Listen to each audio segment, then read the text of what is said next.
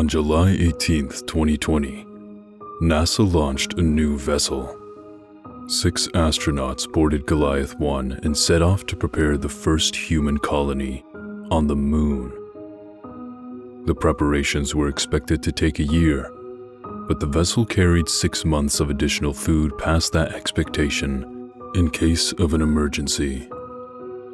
Radio communication was possible only on the side of the Moon facing the Earth. The astronauts were told to stay in this area to maintain radio contact. The astronauts had landed on the eastern border of the Serenitatis. This lunar mare was largely covered in basalt and held few craters, making it perfect for colonization. The goal of the astronauts was simple: map the area for colonization and blueprint the construction of buildings. The only real danger on the Moon was meteors striking it, as the Moon was devoid of any atmosphere. An electronic journal of the day's event was to be sent back to NASA, along with any interesting photos or videos. Although, it was to be seen if anything exciting could happen. It was the Moon, after all. The first few months of journals were fairly normal. The astronauts were right on schedule with the predicted progress. They wasted no time to blueprint the area. Everything in a normal town was to be in the future town. A grocery store, a school, a hospital, among other things. Of course, these supplies would need to be sent by other vessels. It wasn't their mission to build anything. Then, on the 17th of September that year, the daily report had not come. It was speculated that it was forgotten, but didn't come the next day either. Radio communication was not successful with the astronauts and was only met with static. The radio tower was seen as working perfectly. It seemed that the astronauts were simply not within range of it. Several missing videos were later recovered from the site. The following is a description of each video. The astronauts were told to label their videos by date, using numbers following the date if more than one video was recorded that day. The first video was labeled appropriately as September 16th, 2020. It is around 10 minutes long and is mostly spent examining small craters near the border of the mare. Near the end of the video, the astronaut talks about hearing scratching noises from the crater, but this wasn't audible.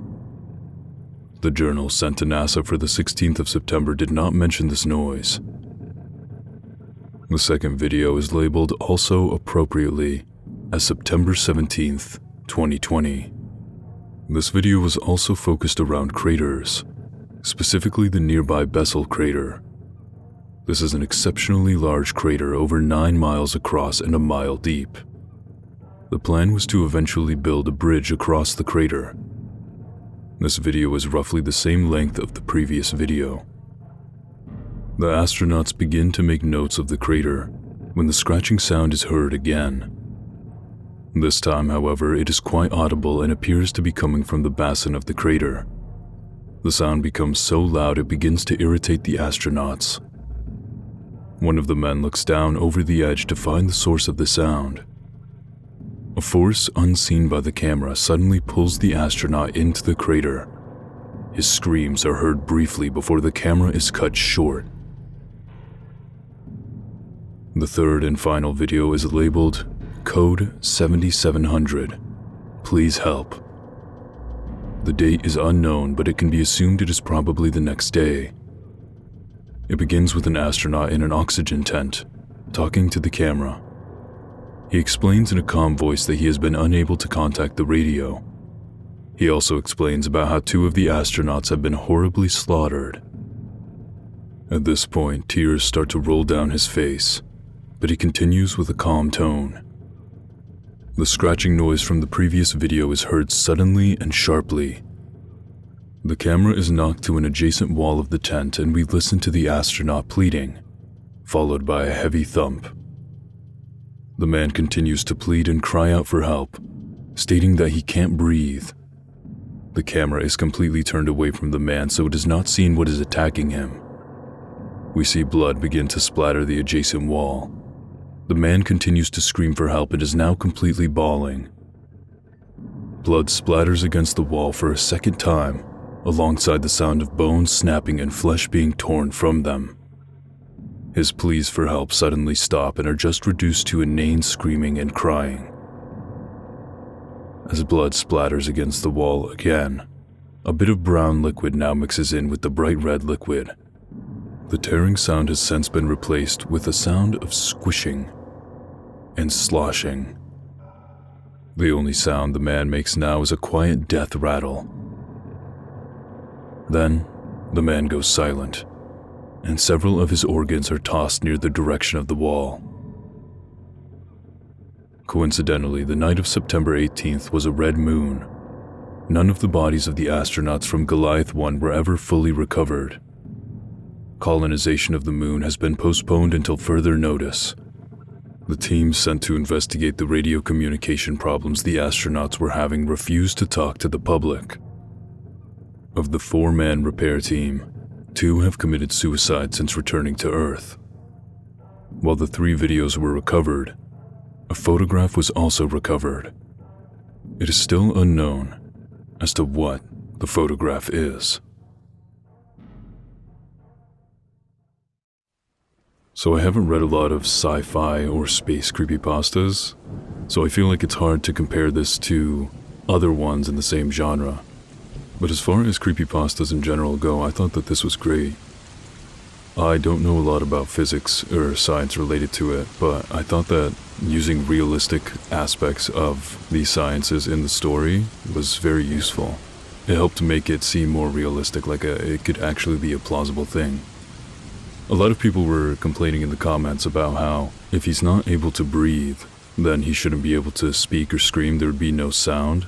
But I don't know if him not being able to breathe is due to a lack of oxygen in the tent, or if the monster was just crushing him, or something like that, in which case there would be some oxygen still for sound to be made. I like that there's a picture with the story. I feel like the most classic creepypastas like Jeff the Killer always have a picture with them. So I'd give this a 4 out of 5 just because there were some grammar issues and it didn't feel like the best thing I'd ever read. So I don't want to give it that perfect score. But let me know what you thought below. Let's move on to the next story. The moon isn't just a rock. It's much more terrifying. I am not supposed to have any contact with the outside world, whether it be through technology or even going outside of my house, only for reason that will be explained later. This isn't a normal story of space and astronauts and seeing the dark, empty vastness of the universe. By releasing this information out to the public, I will, let's just say, no longer be on the grid. Back on July 20th, 1969, there was the first moon landing, as I'm sure you are all aware of. Some people believe it was faked, which I know for sure. That is completely BS. But we aren't here to talk about that argument. As you know, there was an Apollo 12, 13, 14, 15, 16, and 17. Or at least that's what it says on official reports and records. The reason I say that is because there were 2 more. One was organized in the 1980s, Apollo 18, that was kept a secret, and I'm sure you have seen the so-called edited version of the possible videos from Apollo 18. But what happened in that movie was far from the truth. God, those poor souls. Apollo 19, or another name for it, Mission Recovery, was organized to recover the bodies that were found on the moon during Apollo 18. It was supposed to be kept secret from everyone. They chose me and 3 other strong-willed and able-bodied men for this mission. I'll not provide our names due to confidentiality, and I will just use man 1, 2, and 3. As soon as we went through some brief training and other typical things you would have to go through, myself and the 3 other men were already known astronauts. Or at least we were. September 3rd, 2005 was our set date to launch for Mission Recovery. As we all entered the locker rooms to put our suits on and prepare for launch, we all started talking about the mission. "You ready, boys?" Man 2 asked. "This supposed recovery mission might be a waste of our time," Man 3 said. "Yeah, but at least we get to see space," Man 1 said. I then said, "Do any of you realize we are going to recover bodies of men who have served our country?" All the men fell silent.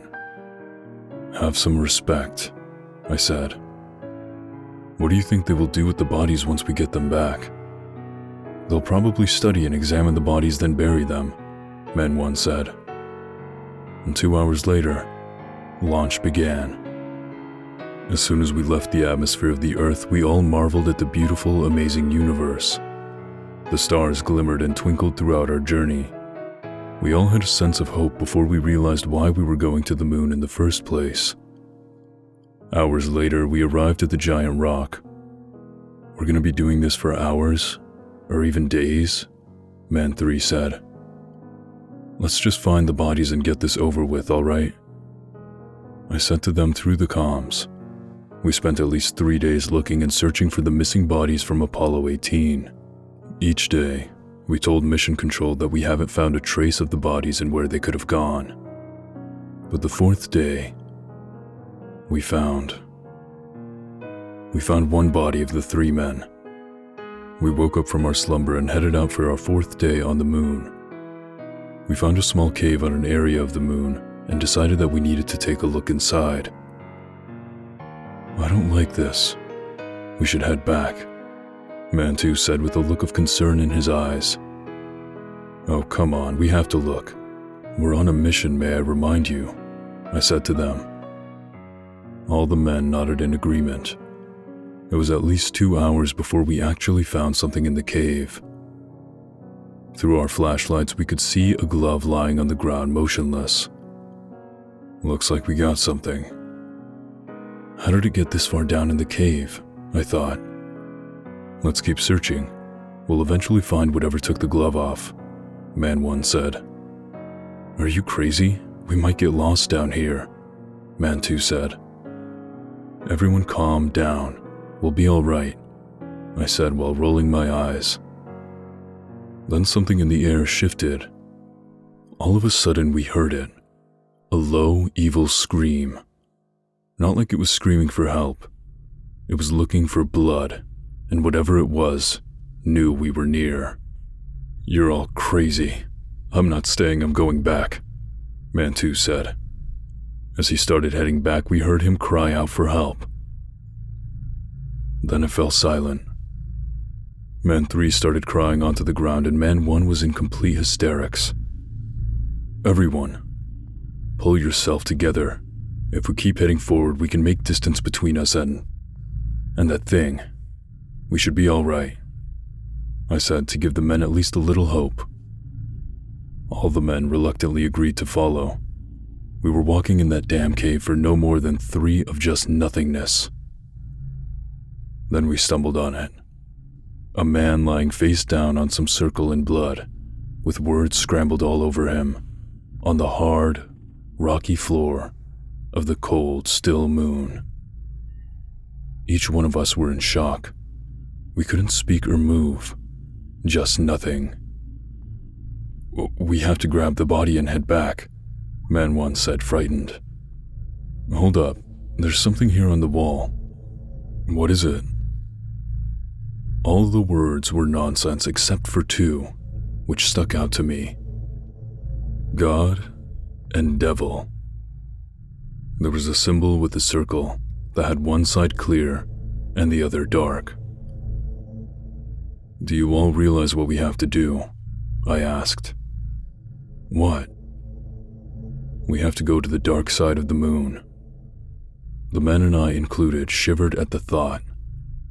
We continued down the cave, not bothering to even take the corpse with us. We just wanted to find the other ones and get home back to Earth. We followed the narrow path of what was left of the cave. Our flashlights cut out a few times so we couldn't see much of what was in front of us.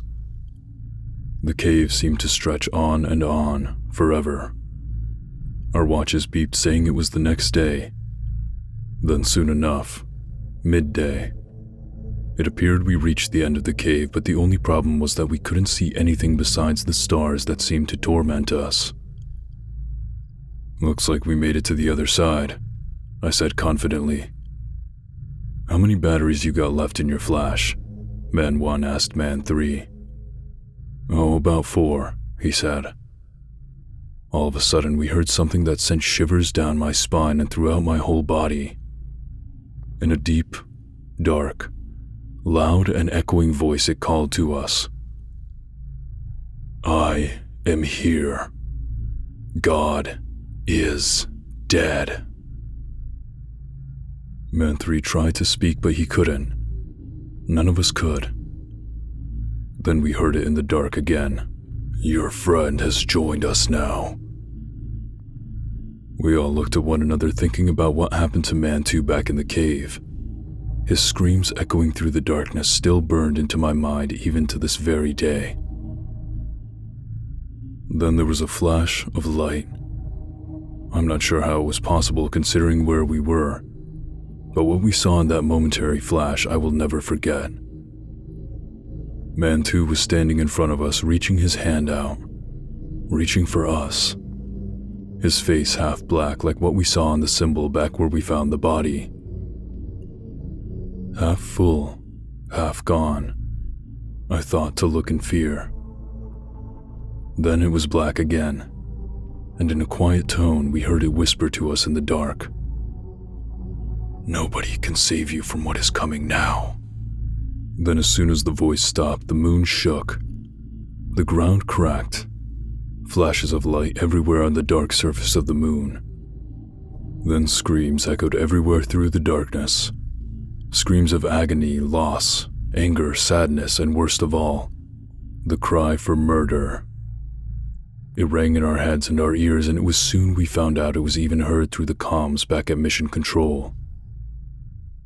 Myself, Man 1, and Man 3 bolted back into the cave, and we never stopped running. I noticed at one point that Man 1 and Man 3 were gone. I didn't care because I knew they would not survive if they had been taken. It must have been days before I finally reached the light side of the moon. I wasted no time securing the airlocks and preparing to take for launch back to Earth. As soon as I was set to go for my 3-day journey back home, I launched.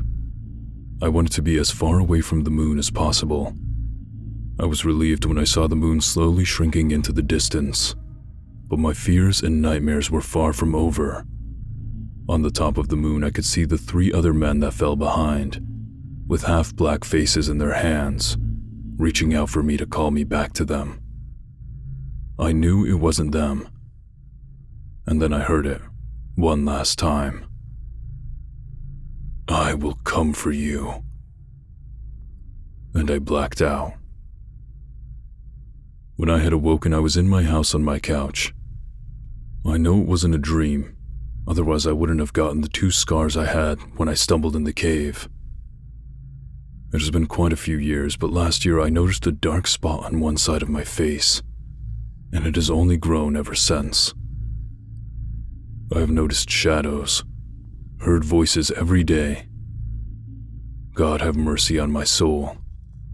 I think they are here, to get me. It isn't the government.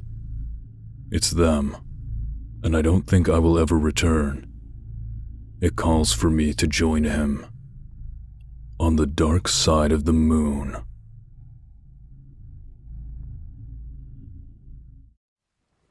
Okay, first off, I love the premise of having something paranormal in a space and sci-fi story, because if there was something about the devil and there was a symbol or something like that, then that means that there had to be some sort of intelligent life on the moon that was able to have these words. Or it could have been previous astronauts, I guess. There was a comment on the Creepypasta wiki that pointed out a lot of problems with the issue as far as science goes, like how there would be no sound, you wouldn't be able to hear the screaming unless it was strictly over the comms, how there wouldn't be enough oxygen for days out at a time unless they were going back to refuel at a station or something. But overall, the story was a bit hard to read. It felt like the author was maybe just coming up with things as they were writing the story, rather than having a game plan from start to finish. which can work, but I think that in this situation it didn't work if that was the case. It also sounded maybe a bit cheesy, because the main character was like this super brave, badass person who was never afraid when anyone else was, like The Rock or something. Overall, I'd give it a 2 out of 5, but that's just my opinion. Let me know what you thought below. And let's move on to the final story. After a hard moment in life, the Colombian researcher Oliver writes a text on his letter to send to NASA, explaining a red creature he saw. I need to tell something that happened to me when I was a child. Can I? It all started on a trip to Ubatuba, Sao Paulo, Brazil, with my uncle to look for stars in the sky. Since it was in the afternoon, we got on the plane and left for our country. When I looked out of my window, I saw a pink sparkle. With my own vision superpowers that I used to believe I had from watching television, I told my uncle what I had seen. I would have been satisfied with any sort of acknowledgement or praise, but he only let out an okay. I started reading a book, page by page, and halfway through, I fell asleep. Later, when we arrived in Ubatuba, we had a picnic with a sandwich, orange juice, and strawberry cake. This made me feel full, so I slept deeply and eliminated every suffering I had back in my country. I had a dream where I was on the pink star, meeting other humanoids and getting into good habits with them, and so I began to sleep for good again. However, the problem started at 2 a.m. I opened my eyes just a little and saw my uncle with his telescope looking for stars. He had almost forgotten. When he saw the same pink star I did, he started to get worried. I looked through the telescope for a while and tried to find something in the sparkle. And I did. I saw a teenage woman with red skin and eyes. In this moment, I actually thought it was a beautiful girl and that she was normal. But upon looking closer, the girl looked like she was from Mars. A laser went to nowhere, making a part of the Earth explode. I went back to my country and never heard about the girl again. NASA sent a letter to Oliver, explaining to him what the girl looked like. Hello, we are the NASA team, and we are glad of you who discovered a new life in our solar system. According to our results, the girl named Susan is a red and pink humanoid who looks for big rocks. She applies a laser who destroys the rock, making the rock have her signature. Oliver still creates theories about the humanoid, due to the letter sent by NASA never actually being finished.